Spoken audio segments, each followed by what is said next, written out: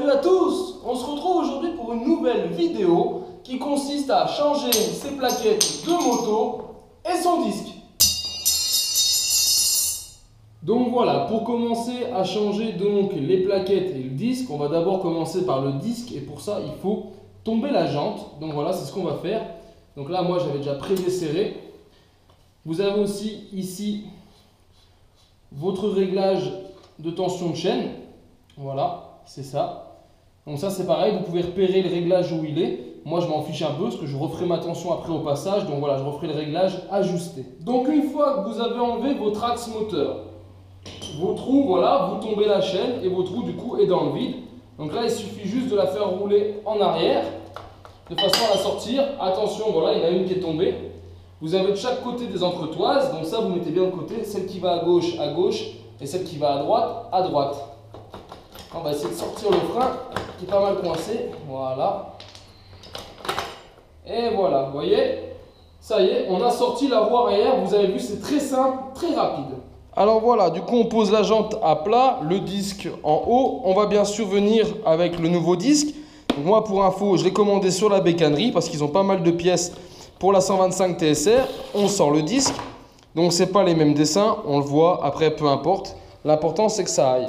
On le met en place et on voit bien ici que les 4 trous de fixation correspondent bien du coup à mon disque. Donc là pas de problème, on peut démonter l'ancien. Pour démonter l'ancien, c'est tout simple, ce sont des vis à embout scippant. Donc voilà, moi je mets ça dans le cliquet, puis on va venir, donc faut pas s'étonner, c'est toujours un peu dur au début à faire péter la vis, parce qu'elles sont souvent collées à la loctite.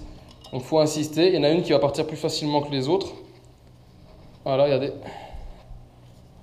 Celle-ci, c'est bon. Voilà, on commence toujours par les plus faciles. On ne s'acharne pas sur celle qui ne veut pas. On commence par les plus faciles. Si ça part, tant mieux. Si ça part pas, un petit coup de WD-40, on attend 5 minutes.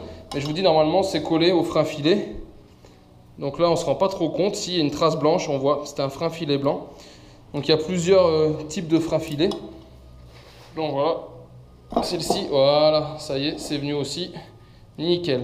Voilà, donc une des dernières vis m'a fait de la résistance. Vous voyez, j'ai dû un peu abîmer la tête pour la sortir. Parce que du coup, je l'ai frappé pour la sortir. Mais voilà, après vous enlevez votre disque usagé. Ça, on jette, on garde en souvenir. Et bien sûr, on va venir mettre ici le nouveau. Vous voyez, qui rentre parfaitement. Mais avant, un petit coup de nettoyage. Allez, donc je viens mettre en place le disque. On voit ici, il y a une partie chanfreinée qui n'est pas de l'autre côté. Donc c'est pour mettre la tête de vis. Donc ça sera vers moi. J'ai nettoyé mes vis qui sont ici. Alors du coup, je vais en garder que 2. Vous étonnez pas, j'en mets que 2 sur 4. J'en recommanderai des vis parce que les 2 autres ne me plaisent pas. Donc du coup, je vais en recommander et puis je pourrai les mettre après. Donc ça, c'est pas le souci. Aujourd'hui, on va le fixer avec 2 vis. Pour ça, tout simple, moi je vais utiliser aussi du frein filet. Donc je les ai entièrement nettoyés, dégraissés. Je vais les monter au frein filet faible, le rouge faible. Et du coup, comme ça sera plus facile à démonter si un jour j'ai besoin d'y refaire. Normalement, je suis tranquille pendant quelques kilomètres. Mais voilà, du coup, dans le doute. Donc là, une petite goutte de frein filet. On met dedans. Et du coup, comme j'ai que 2 vis, l'autre, je vais la monter en face. On fait la même. Pas besoin d'en mettre 10 tonnes, vous voyez. Quand on visse, ça fait le reste. Dans un premier temps, je vais venir mettre juste simplement en appui les vis, sans les billets. Hop, voilà, celle-ci c'est fait. Celle-ci, c'est presque prêt. Voilà. Et maintenant, on va venir mettre un petit coup de serrage avec le cliquet. Allez, on y va. On bille un coup. C'est une question d'habitude au niveau du serrage. Moi, je sais à peu près comment j'ai forcé pour y dévisser. J'y remets pareil. Et voilà.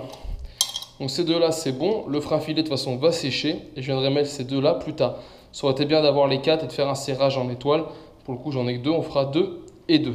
Maintenant, on va s'attaquer à l'étrier. On va déjà venir écarter nos anciennes plaquettes. On va donc rentrer en fait le piston en faisant levier.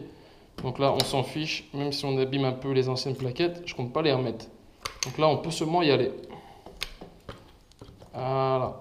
Et on le rentre à fond. Voilà. Parce que vous voyez, il était vraiment sorti quasi à fond. C'est normal, j'avais vraiment plus de disque. J'étais plus que hors cote. Et en plus, mes plaquettes sont vraiment petites. Donc sur ce modèle, pour changer les plaquettes, c'est tout simple, on prend le temps de regarder si on ne sait pas faire. Là, il faut venir enlever la protection qui est ici devant, cette partie tout en alu. Donc pour ça, on vient dévisser. Si ça veut faire, voilà, on fait gaffe à ça. Ça c'est du plastique, ça peut casser facilement, on ne force pas trop dessus. Donc là, on enlève la protection. Si on ne sait pas, on fait des photos pour pouvoir remettre les pièces après dans l'ordre. On ne peut pas trop se tromper normalement, mais pour ceux qui auraient peut-être moins l'habitude, moins la logique de la mécanique.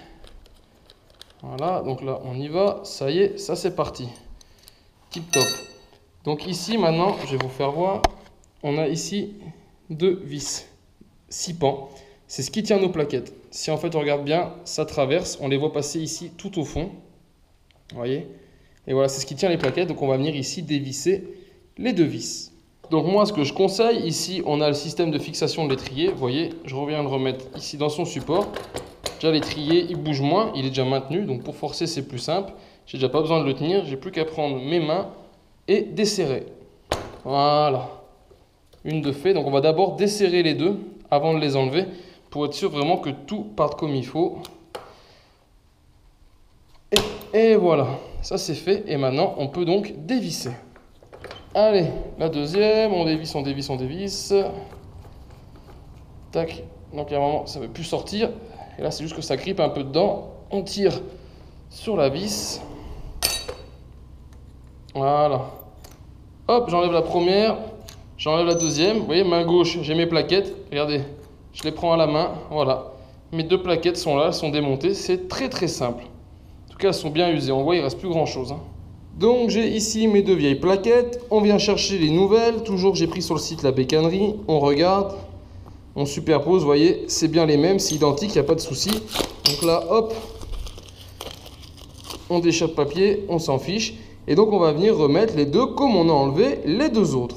Pour ça, c'est tout simple, on vient les mettre donc côte à côte, on ne peut pas se tromper au niveau du sens, voilà, parce que dedans, il y a une petite rainure, une forme. On vient clipser cette partie-là. Donc voilà, on met bien les 2 pareil. Pour l'instant, on s'en fiche de l'écartement des plaquettes. Ça, on viendra le régler après. Il faut être sûr d'avoir mis les 2 correctement. Une fois les 2 plaquettes la mise en place, vous voyez, elles sont parfaitement alignées. On vient remettre notre goujon. Et je vais le visser avec la main, juste avec la douille, comme ça, pour le mettre en place sans le serrer. Voilà, ça c'est fait. Je vais mettre le deuxième aussi. Normalement, ça doit passer. On rajuste un peu les plaquettes s'il y a besoin pour que ça passe. C'est pas toujours évident. Voilà, c'est passé. C'est passé. Et là, pareil, on serre à la main. Pour l'instant, pas de gros serrage. On fait tout du positionnement.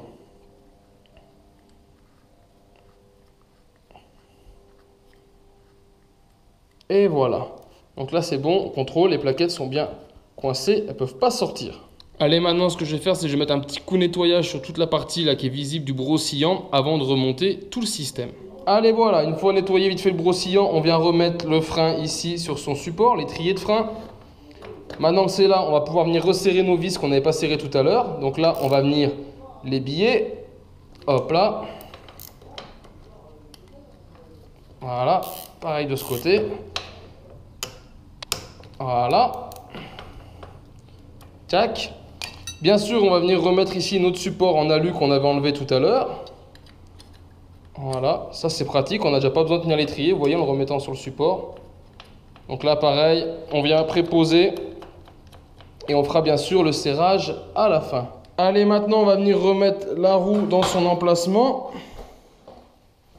Tac. Alors bien sûr, on a préalablement nettoyé toutes les pièces, vous voyez. J'ai nettoyé toutes mes pièces que j'allais venir remettre. Tout est propre, c'est plus facile de remettre quelque chose de propre. En plus, là, on a les numéros de réglage pour la tension du kitchen.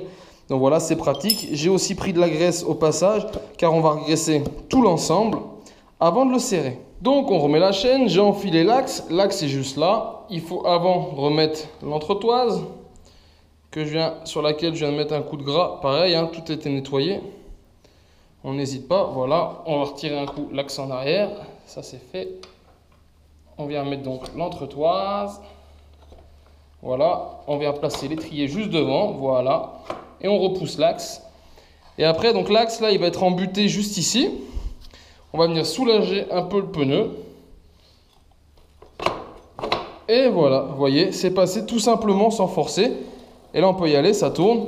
Il n'y a pas de problème. Donc maintenant, ce qu'on va faire, c'est on va revenir remettre nos réglages de tension de chaîne. Bien sûr, on va mettre les deux dans le même sens pour que ça soit beaucoup plus pratique pour les réglages.